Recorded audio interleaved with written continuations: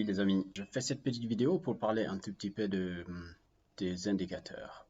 Les indicateurs, si vous voulez, ce sont des outils intégrés dans chaque plateforme, que ce soit MetaTrader 4, MetaTrader 5 ou les plateformes classiques comme chez votre broker par exemple. Voilà, chaque courtier propose des indicateurs que vous allez retrouver dans cette vidéo. Donc, à savoir que les indicateurs ne font pas les marchés, c'est l'inverse, c'est les marchés qui font les indicateurs, c'est-à-dire c'est si les marchés bougent et que les marchés prennent un sens et les indicateurs suivent pour justement essayer de scotter le marché. Et nous, les traders, voilà, les investisseurs, on va suivre justement l'évolution des cours avec les indicateurs pour nous donner une idée et puis se dire bon, il est moment de passer en action ou voilà, ça vaut pas la peine. Il faut encore attendre parce que le marché ne fait pas trop ce que j'espérais. Donc, comprenez bien, un indicateur, c'est un outil intégré dans une plateforme de trading qui nous aide dans nos décisions, c'est tout. Mais il ne fait pas les marchés. Rassurez-vous que si vous vous fiez seulement aux indicateurs, vous ne vous fiez pas aux autres paramètres qui restent, fort malheureusement, voilà, vous n'allez pas trop dire sur les marchés. Donc ça, il faut d'abord le savoir que ce n'est pas les indicateurs qui font les marchés, mais l'inverse. Les indicateurs sont là juste pour suivre le mouvement. Voilà. Donc on va tout de suite passer au graphique pour comprendre, voilà, pour voir un peu ce qu'on est en train de dire, pour analyser, voir comment on va les intégrer. Par exemple, là, on a notre plateforme MetaTrader 5. Pour information, autrement dit MT4 et MT5, c'est presque les mêmes plateformes. La seule différence, comme on dit, c'est pour les développeurs. Nous, par exemple, on va l'utiliser de la même manière. Il n'y a pas vraiment un grand changement. Donc là, par exemple, on arrive ici. Par exemple, moi, je vais retourner en arrière pour vous montrer un tout petit peu comment tout fonctionne. On vient là, on va directement chercher une paire, n'importe laquelle. On va prendre l'appli Trader, EURUSD. On atterrit comme ça, voilà notre graphique. Donc, il n'y a aucun indicateur ici, il n'y a que des bougies japonaises. Donc, moi, j'avais déjà un modèle de graphique que je vais chercher. Je vais vous montrer ça après. Si vous voulez, voilà, je vous enverrai. On va faire une vidéo spécialement pour ça, pour vous montrer comment vous pouvez faire déjà un graphique qui va, voilà, qui va toujours sortir à chaque fois que vous en avez besoin. Donc, pour ça, on vient ici au niveau graphique et puis on vient au niveau du modèle. On va chercher modèle, on va le charger. Il est là, j'avais mis modèle de graphique. On clique ici une fois, il est là, il est dans le dossier et on fait ouvrir. Voilà, notre modèle est là. C'est la même paire. À savoir qu'on peut, comme je vous ai déjà montré dans une autre vidéo, vous ai expliqué comment vous pouvez changer les couleurs des bougies, la mèche, le corps et voilà, et tout, enfin, et également rajouter des indicateurs ou des oscillateurs. Donc, aujourd'hui, on parle uniquement des indicateurs. L'indicateur, pour le rajouter, on vient ici, insérer, on clique une fois, vous voyez ici indicateur, et là, vous avez tout. Maintenant, si vous venez sur tendance, vous en aurez beaucoup. C'est là qu'il y a beaucoup plus d'indicateurs, par exemple le moving average, les indicateurs de moyenne mobile. Les moyennes mobiles, c'est ce qu'on a ici. Voilà, c'est ce qu'on a ici. Ça, c'est des moyennes mobiles exponentielles parce qu'il y en a trois types. Il y a les moyennes mobiles simples. Quand on vient ici insérer, je vais vous les montrer. Indicateur, tendance, moving average. Et là, vous regardez, moving average, paramètres. Donc, on a ici 10 à 10 périodes, c'est-à-dire les 10 dernières séances. Exponentielle, on a ici, on peut changer, par exemple, pour mettre simple. Celle-là, c'est la pondérée et la linéaire. Mais nous, on va utiliser les moyennes mobiles exponentielles.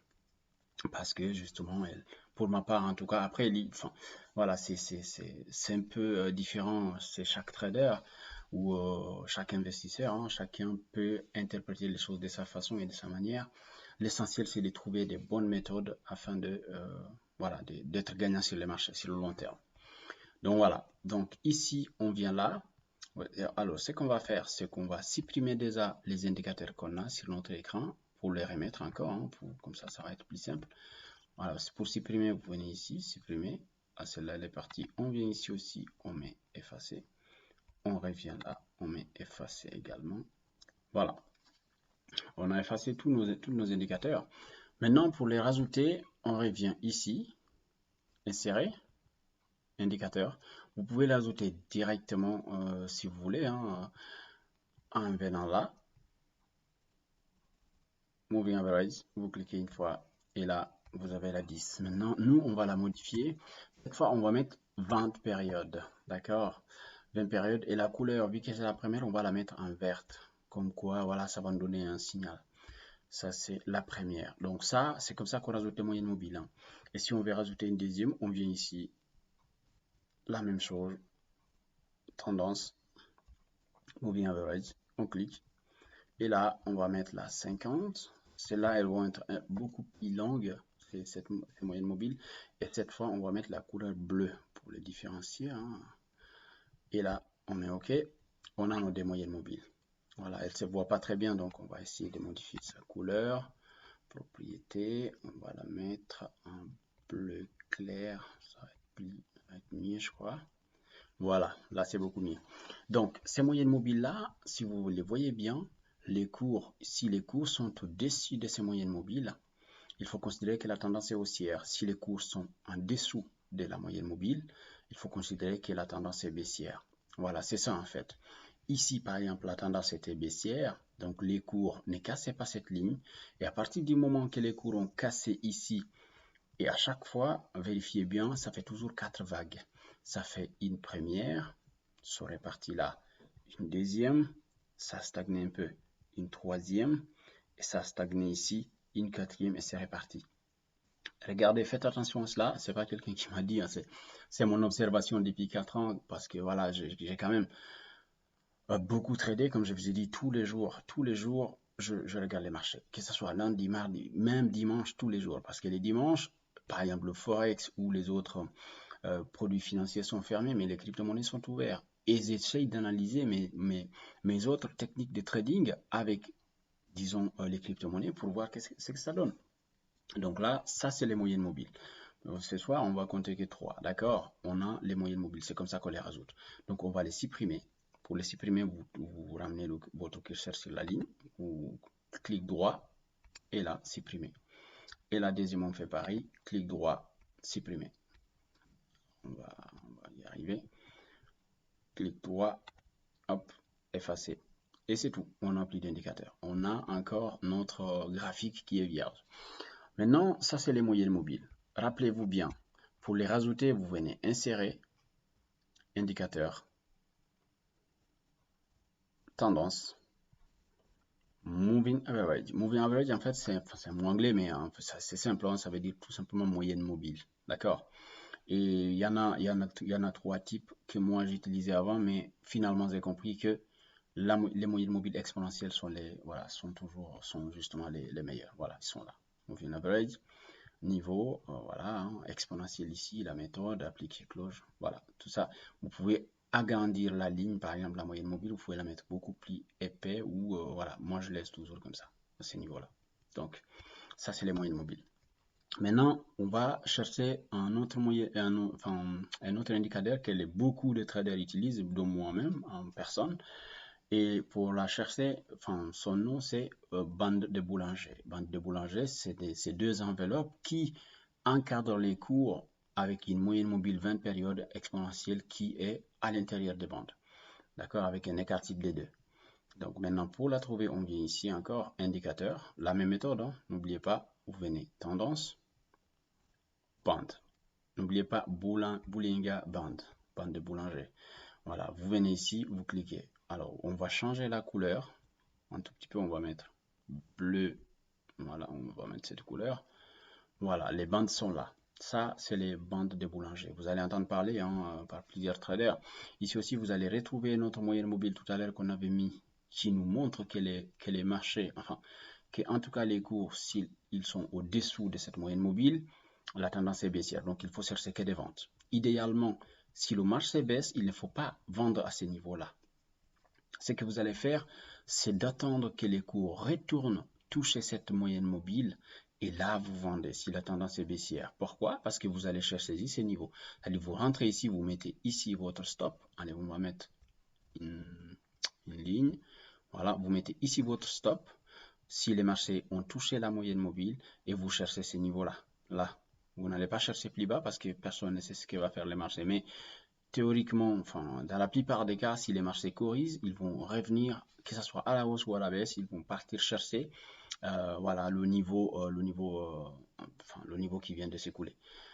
Voilà, si c'est en haut, il va chercher le point le plus haut, et si c'est en bas, il va chercher le point le plus bas. Voilà, les marchés font souvent comme ça. Donc on va supprimer cette ligne. Clic droit toujours hein, et effacer la ligne. Donc ça, c'est les bandes de boulanger. À savoir que ces bandes de boulanger, à 95%, les cours sont à l'intérieur des bandes. Donc, si ici, par exemple, vous étiez acheteur, supposons que vous avez acheté ici à ce niveau, d'accord, et que le marché monte, une fois que ça casse les bandes, sortez du marché. Si vous faites du scalping. Alors, si vous faites du swing trading comme moi, là, c'est différent. Vous pouvez, voilà, vous pouvez laisser partir hein, parce que vous aurez identifié des niveaux qui sont beaucoup plus longs et que voilà, vous ne voulez pas sortir tout de suite du marché et puis vous avez du potentiel. Mais généralement, si vous faites du scalping, une fois que les cours vous donnent raison jusqu'à un certain niveau, sortez du marché pour ne pas s'exposer. Voilà, et puis vous attendez une prochaine opération. Et je vais profiter de l'occasion pour vous parler si vous faites du scalping avec ça. C'est très différent. Si vous faites du scalping, il ne faut pas acheter quand les cours reviennent seulement tester la moyenne mobile. Achetez plutôt quand les cours cassent la borne basse et clôturent à l'intérieur des bandes. Je répète, ici c'est une tendance haussière, supposons. Parce que là, vu que les marchés sont arrivés jusque-là, on suppose que c'est une tendance haussière. Et donc, si les marchés reviennent là, ici par exemple, ça a cassé la bande, vous pouvez rentrer ici en achat pour chercher ces niveaux-là.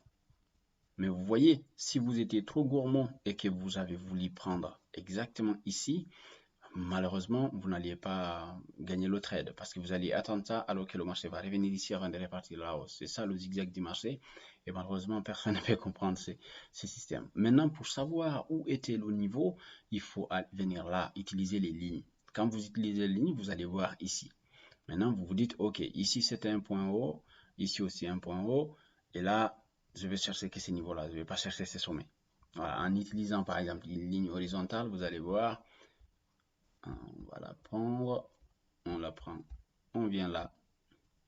Vous voyez, 1, 2, 3 et 4. Donc, si vous cherchez cette ligne, voilà, vous allez gagner le trade et après le marché va corriger. Et si vous êtes un trader agressif, vous allez rentrer ici aussi pour chercher ces niveaux-là. Vous allez prendre vos gains et le marché va continuer. C'est comme ça, on ne peut pas tout gagner. Parfois, il faut laisser le marché filer, hein, il faut que le marché parte en vous. Il n'y a aucun souci si vous avez votre capital. D'accord? Donc, on va revenir en H1. Donc, ça, c'est les bandes de boulanger. Il faut savoir, les bandes de boulanger, il y a deux enveloppes. Il y en a une en haut et une en bas. Et la ligne médiane, cette ligne, c'est une moyenne mobile 20 périodes qui nous indique à quel moment il faut acheter ou il faut vendre. On va prendre le temps d'expliquer ça parce qu'il y a 4 phases de ces moyennes mobiles, de cette bande de boulanger. Il y a 4 phases qu'il faudra identifier après. Phase 1, quand ça casse en bas, ça monte, ça corrige ici à l'intérieur, ça retouche en bas et ça repart. On aura l'occasion de discuter sur ça. Mais voilà, l'idée c'est que vous comprenez que les cours sont à 80% dans les bandes et si les cours sont en dessous de cette moyenne mobile 20 périodes, c'est qu'il faut chercher des ventes. Si les cours sont au-dessus de cette moyenne mobile 20 périodes, il faut chercher des achats. Et si les cours stagnent dans la moyenne mobile, là, il faut faire attention. Comme ici, par exemple, vous voyez, ça vient jusque là, ça revient ici, ça revient là, ça revient là. Et quand ça casse en bas, enfin, la majorité des débutants, allez tenter une vente. Mais c'est une mauvaise idée. Pourquoi? Parce que quand vous regardez, quand vous prenez cette ligne, vous faites comme ça. On en parle là sur ça aussi. Vous prenez une deuxième, vous la prenez là aussi. Qu'est-ce que vous avez? Un drapeau, autrement dit un fanion. C'est pas un rectangle, hein, c'est un fanion qui est là. Et dans la plupart des cas, si vous trouvez un fanion ou un drapeau qui soit en tendance baissière ou haussière, rassurez-vous que c'est la tendance initiale qui continue. Donc, il ne faudra pas vendre. Ça, c'est des techniques, malheureusement, que vous allez comprendre avec le temps, mais c'est pas si compliqué que ça, vous allez voir. Donc, ça, c'est les bandes de boulanger. D'accord? Et maintenant, on va parler du MACD. MACD, c'est un autre indicateur qu'on place en bas, qui est très, très efficace. Rassurez-vous, on va le trouver, MACD. Voilà, il est là. MACD, on va le rajouter. Et voilà, il est là, notre MACD. Donc, cette ligne, si elle est au-dessus de cette ligne médiane, la ligne 0, d'accord? Là, on va supposer en tout cas un H1, que le marché est baissier, mais quand on vient à H4, on verra que le marché, même s'il est baissier, mais il vient quand même d'être cassé vers le haut, avec un unité de temps H4. Donc, vous voyez? Et celle-là, si cette moyenne mobile est au-dessus des lignes, au-dessus de la ligne 0, il faut chercher des achats, quelle que soit l'unité de temps. En faisant très bien attention, bien sûr. Et on prend l'exemple 6 là. Vous voyez là, par exemple, si on prend une ligne droite, on la prend, on fait exactement le niveau là. Vous voyez, depuis là, le marché a remonté jusqu'ici avant de... Ça, c'est des volumes en fait. Ces petites barres que vous voyez, ce sont des volumes. En fait, ça nous indique si les volumes sont trop fortes vers là haut, c'est que la tendance va violemment. Et si le volume, par exemple, il n'est pas, s'il n'y a pas assez de volume comme ici, par exemple, si vous regardez là, le volume, voilà, il n'y a pas beaucoup de, les lignes ne sont pas longues, donc vous voyez, c'est une stagnation. Donc le marché ne faisait quasiment rien. Et ici aussi, pareil, hein, vous voyez, là aussi, c'est des petites flèches, ça ne représente pas grand-chose. Mais quand vous voyez ces des choses comme ici, par exemple, tous ceux qui avaient vendu ici, bah, ils avaient fait une belle plus-value. Mais c'est là la vraie guerre, parce que c'est ça, malheureusement, qu'on ne peut pas prédire. Il faut juste être assez malin et suivre le mouvement. Enfin, les personnes qui sont les gros, par exemple, comme on dit, hein, les market makers ou les institutions et tout ce qui va avec. Voilà, on a supprimé. Hein. Donc, cet indicateur-là, il est très important. Pourquoi? Parce que une fois que cette ligne elle est au-dessus de la ligne 0, bah, cherchez que des achats. Ne vendez pas le marché. Quelles que soient les circonstances. Bah, si vous venez trop tard, vous laissez tomber. Il n'y a aucun souci. Parce que les marchés, c'est quoi? Il y a trois types de trading. Il y a acheter quand il y a une belle opportunité, vendre quand il y a une belle opportunité et ne rien faire quand il n'y a aucune opportunité. Retenez ceci. Parce que si vous ne tradez pas, ne pas trader, c'est aussi trader parce que vous conservez votre capital. Votre ami, c'est votre capital. Il n'y a rien d'autre. Et c'est tellement facile de perdre de l'argent en bourse qu'on ne peut... Voilà.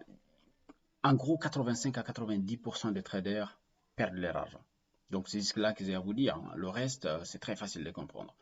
Parce que, je répète encore une fois, tout ce qu'on va voir ici, c'est juste des trucs que vous allez étudier sur votre compte de démonstration pour savoir est-ce que cette méthode, est-ce que, voilà, est-ce que ces outils-là vont me permettre à être gagnant sur le long terme? Est-ce que ces outils-là vont me servir à quelque chose sur le long terme? Une fois que vous trouvez que la méthode est bonne, vous l'appliquez, tout simplement, sur votre compte réel. C'est si simple que ça. Mais dans un premier temps, allez-y en démo. Voilà. Donc, on a dit les moyennes mobiles. Pour les trouver, insérez et vous suivez le processus. Après, on a dit les bandes de boulanger, pareil. Vous venez ici, vous suivez le processus. Par contre, pour les oscillateurs, vous venez à indicateur, vous ne cherchez pas tendance, mais plutôt oscillateur. Et oscillateur, vous trouvez ici MACD. Donc, retenez bien les moyennes mobiles, les bandes de boulanger et le MACD. Vous utilisez que ces trois-là, vous utilisez avec une petite unité de temps de 5 minutes si vous faites du scalping dans un premier temps, et bien vous allez faire des petits gains avec moins de risques. Sur ce, je vous dis bon trade, bonne semaine et ciao.